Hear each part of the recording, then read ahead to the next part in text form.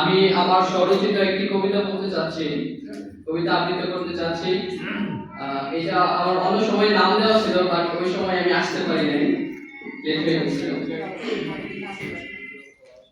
কবিতার নাম হচ্ছে জাতি। আজ স্বাধীনতার 54 বছর পরে যে দেশ এসেছিল লক্ষ শহীদের রক্ত ঝরে, 200 বছরের ইংরেজ শাসন, 24 বছরের পাকিস্তানি শোষণ বাংলাকে করেছে শুধুই শোষণ। বাংলার সম্পদ করে নিয়ে হস্ত, তাদের জন্মভূমিকে করেছে উন্নত। যে ফসল ধরেছে বাঙালির রক্ত ঘামে, সে ধন পাইনি মোরা ন্যায্য দামে।